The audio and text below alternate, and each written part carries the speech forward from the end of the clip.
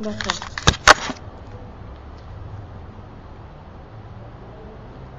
D'où la difficulté à nos enseignants de pouvoir pratiquer cette discipline-là. Ouais. Il y a un problème de formation aussi qu'il faut soulever là-dessus. Mhm.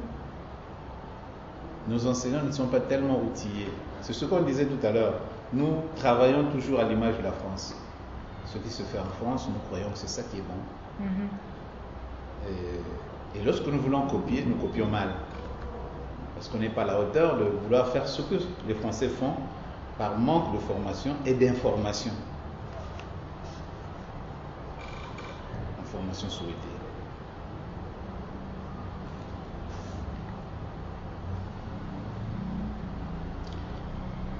Et la plupart des formateurs ne sont pas habilités à former. Mais si c'est des gens qu'on prend dans l'État, parce qu'il a peut-être quelques connaissances, on forme.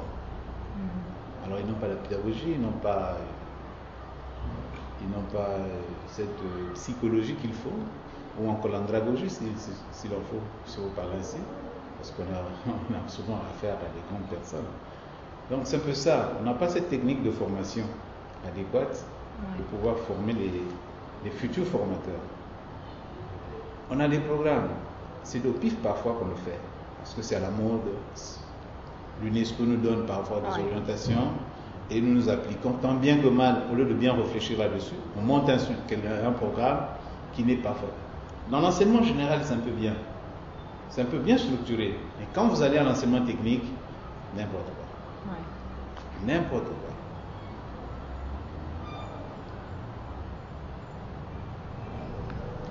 L'enseignement général, c'est un peu mieux. Mais l'enseignement technique, en tout cas, ça pose problème. Il faut revoir les choses, s'asseoir encore, réfléchir, regarder, repenser la politique éducative au Congo, dans tous les domaines. C'est un peu ça.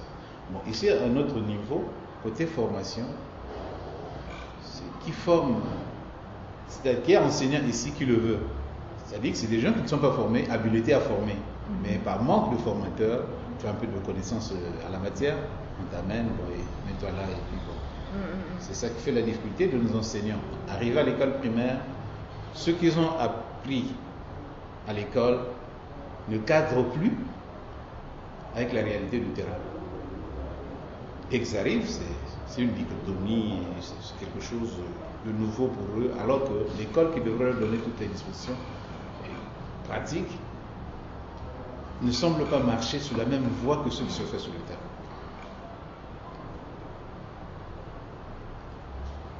D'où la technologie bien programmée, mais pose problème dans son application à l'école.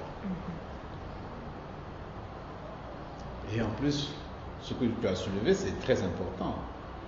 Le français, pour le petit Congolais, est une langue difficile. Très difficile. Déjà pour nous, français. Pour vous-même c'est d'ailleurs. C'est pas évident, mais c'est vrai que... C'est une langue difficile. Parce que, je vais prendre l'exemple du mot femme. C'est un mot simple. Il faut l'écrire avec F-E-2-M-E et prononcer femme. Vous voyez la difficulté. Monsieur aussi. Ce qui est simple pourtant en anglais. L'anglais, c'est vraiment simple. C'est un peu ça la difficulté. Et en plus, pour nous, c'est une langue seconde. Bien que c'est imposé comme une langue officielle, mais c'est une langue seconde. C'est une langue seconde qu'on vient apprendre qu'à l'école. Dieu merci, actuellement, dans nos foyers, nos enfants sont maintenant habitués à parler la langue française. Mais quel français? C'est quel français que l'on parle? C'est vrai, on comprend certaines choses, mais la transcription et tout cela, ça pose toujours problème. C'est un peu ça. Difficulté de langue en plus. Et ce que tu as soulevé, c'est depuis l'école primaire que tout est faussé. Dès l'entrée à l'école, l'enfant est placé dans un système d'apprentissage de langue un peu rouillé, à mon avis. Et ça le poursuit jusqu'au niveau supérieur. C'est un peu mieux entre primaire et l'université. Mais à l'université, c'est pire. Si on pouvait se permettre à faire des dictées à nos étudiants là, je crois qu'il y aurait plus de 10 000 fautes sur une copie. par rapport à ceux de l'école primaire pourra faire moins de fautes que celui qui est à l'université. Bon, je ne sais pas, je ne comprends pas qu'est-ce qui se passe. Il y a un certain relâchement quelque part, tout simplement parce que nous n'avons pas cette culture de lire, de lecture. On ne lit pas beaucoup. Ouais. Nous avons un grand centre culturel ici, le CCF, Centre culturel français. Je ne sais pas si tu as été déjà. Je suis passée devant, il faut que j'aille faire un tour, mais je passe devant tous les matins. Ah, d'accord. C'est un grand centre, mais comme le lecteur y va. C'est cette culture-là que nous devons faire de telle sorte que, puisque nous avons opté pour la langue française, pour que le Congolais vraiment s'implique. Même s'il ne faut pas parler français, ne fût-ce que la francophonie. Hein, le français de la francophonie, ça marcherait bien. Mais pour ce qui est de la lecture, quand moi j'ai assisté à des cours de lecture-communication ou de lecture-compréhension, et c'est vrai que je me demande comment est-ce qu'ils peuvent aimer lire, parce que le texte, on l'a lu 12 fois, le même texte, sans savoir ce que ça voulait dire, sans savoir. Et c'était la pratique de l'exercice de lire 12 fois un texte. Ça devient une routine. Parce oui, que complètement.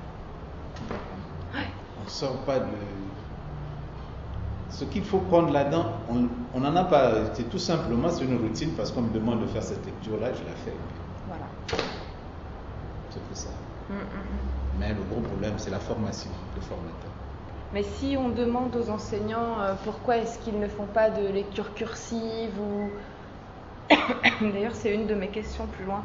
Oui. Pourquoi est-ce qu'on, par exemple, on n'utilise pas... Où est-ce qu'elle est, ma question? Voilà. Les œuvres au programme, la liste des œuvres au programme n'est pas avant la classe de 6e. Pourtant, au cycle d'éveil et de fixation, on nous dit qu'il faut former des lecteurs, mais c'est pas obligatoirement des lecteurs de français qu'il faut former, c'est des lecteurs tout court. Tout court. Donc, partant de ce constat, on peut imaginer qu'il y ait un plaisir de lire dans n'importe quelle langue. Donc, pourquoi pas proposer des livres à lire à la maison en langue nationale, par exemple, et les étudier en français en cours. Oui, vous voyez, avoir une approche qui soit différente. C'est cette inadéquation qu'il y a entre la langue, nos langues nationales et la suprématie, pour ne pas dire la supériorité de la langue française. C'est une volonté politique. D'ailleurs, ceux qui nous commandent de pouvoir programmer tout cela sont hostiles un peu à nos langues nationales. Oui, c'est ce qui m'a semblé... Ils sont hostiles. Ouais. Dès qu'on en parle, ils disent non, mais quand il ira Bangui, quand il ira Sissi, est-ce qu'il ira parler lingala? Donc, tu as vu juste, nous manquons d'autonomie.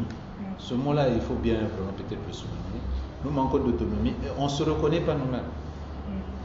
On veut vivre hors de soi, c'est-à-dire que vêtir, mettre l'habit qui ne nous convient pas. Voilà, oublier l'identité culturelle. Complètement. C'est ça qui nous dérange un peu. Or qu'en face, ceux d'en face font la combinatoire, comme on dit. Ils font la bigrammaire, tu l'avais dit ça? Oui. Ils font la bigrammaire, c'est-à-dire ils démarrent avec la langue nationale. À un certain niveau, je crois que c'est aussi que de fixation, c'est en ce moment-là qu'ils commencent à introduire le français. Mais ils démarrent avec la langue nationale, le lingala.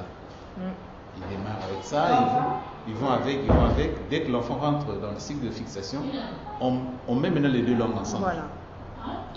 Il est en lingala, il a l'équivalent en français, et l'enfant grandit comme ça jusqu'à ce que...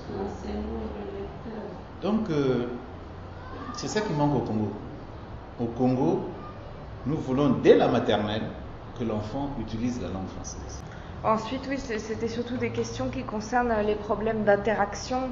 Pourquoi est-ce que, d'après vous, on observe surtout des interactions qui sont horizontales, c'est-à-dire entre professeurs et élèves, et jamais entre élèves? Élèves, oui. Ouais. C'est ce que je voulais bien dire, parce que nos apprenants n'ont pas été rodés dans ce sens-là. On les a habitués à la transmission unilatérale. Ce n'est que le professeur qui a de l'information Et c'est tout le combat que je suis en train de mener ici parce que je suis pour la nouveauté. Je suis pour la nouveauté. Et j'ai compris que c'est la meilleure façon pour que quelqu'un apprenne. C'est le socio-constructivisme. Le professeur doit s'effacer. Il ne restait comme facilitateur. D'abord, quand j'enseigne, c'est ce que je fais moi. Au départ, ça a été difficile avec mes apprenants, mais petit à petit, ça s'est un peu corsé et ça s'est un peu arrangé. Oui, c'est ça le problème parce que nous avons habitué nos enfants à la dictée. Ce n'est que le professeur qui connaît, l'apprenant ne connaît pas. Le professeur est là comme un maître, nanti de tout le savoir, et l'élève est là à subir l'influence de ce et à recevoir. Ça devient un réceptacle. Donc on est là avec la pédagogie de, je ne sais pas si c'est le Montaigne qui disait que tête bien faite, bien pleine au lieu de tête bien faite. Je crois qu'on te rappelait au Montaigne, je pense, les deux là.